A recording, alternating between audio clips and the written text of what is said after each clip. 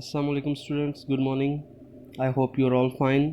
This is your chemistry class. We are studying chapter number 11 organic chemistry. Today's topic is classification of organic compound.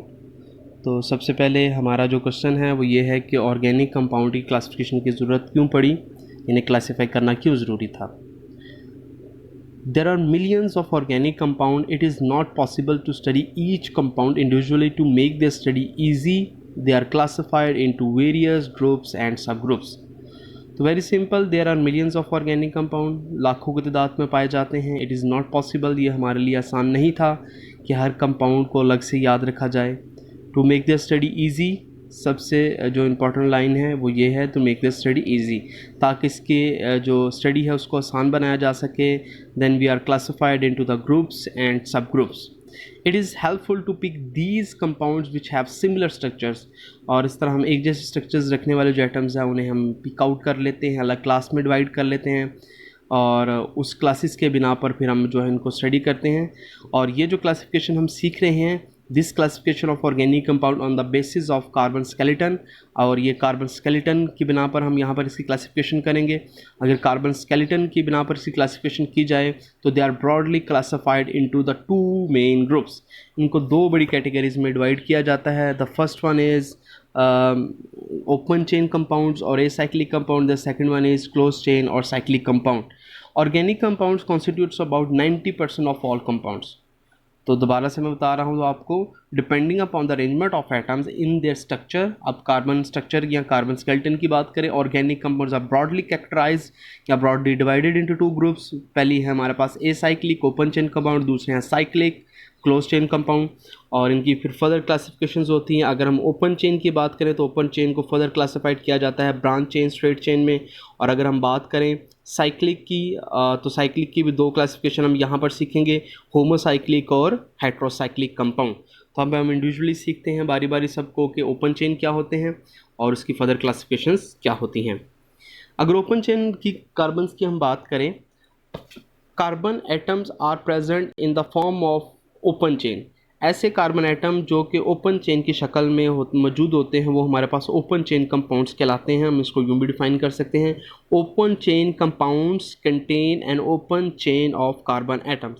ऐसे compound जिनमें carbon atoms जो होते हैं वो open chain contain करते हैं, these compounds are known as open chain compound. The chain में भी स्ट्रेट और ब्रांच. चेन स्ट्रेट भी हो सकती है, ब्रांच भी हो सकती है. ब्रांच चेन के बारे में भी आपको बताते हैं.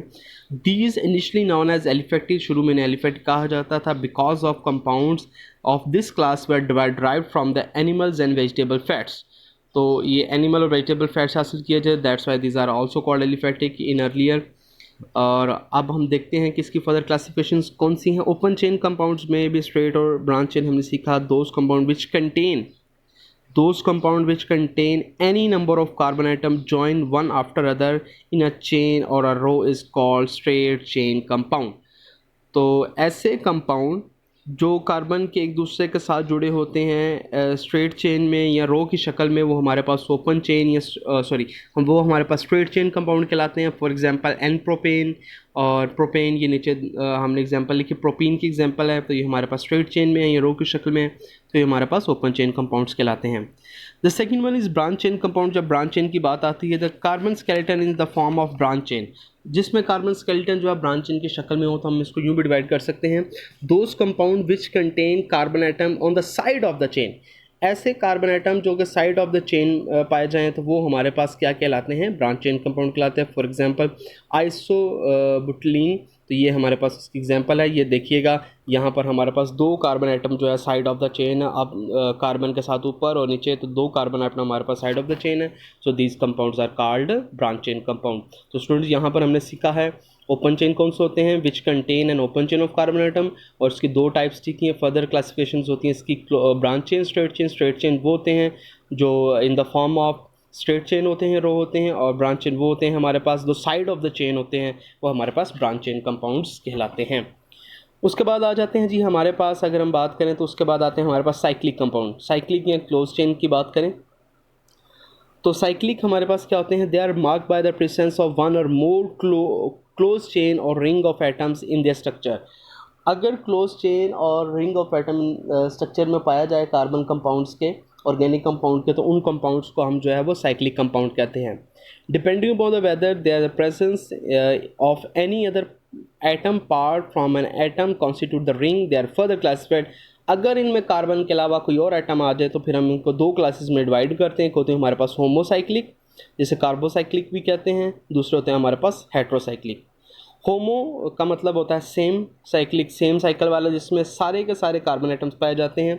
Very simple, the rings in these compound are entirely made of carbon atom. इसमें जो कार्बन के रिंग होते हैं वो टोटली यानी इसमें सिर्फ और सिर्फ कार्बन ही मौजूद होता है रिंग्स में, और हाइड्रोजन जिसके अलावा कोई एटम नहीं होता, कोई एलिमेंट नहीं होता. तो ऐसे कंपाउंड्स को हम होमोसाइक्लिक कंपाउंड कहते हैं. They are further classified into the alicyclic और एरोमेटिक कंपाउंड्स. अब हमारे पास आ जाते हैं हेट्रोसाइक्लिक. अगर हेट्रोसाइक्लिक की बात करें, when one or more heteroatoms such as oxygen, nitrogen, sulfur, bronze, silicon are present in the ring, such compounds are called heterocyclic compound. पहले में हमने सीखा hetero same homocyclic same carbon atoms वाले, दूसरे हैं हेट्रोसाइक्लिक. हेट्रो का मतलब होता है डिफरेंट. तो इसमें कार्बन के अलावा कोई और कंपाउंड्स एलिमेंट्स जो होते हैं हमारे पास रिंग्स में आ जाते हैं, जिसमें ऑक्सीजन हो सकती है, नाइट्रोजन हो सकती है, सल्फ़र हो सकती है, और उसके अलावा सिलिकॉन हो सकती है.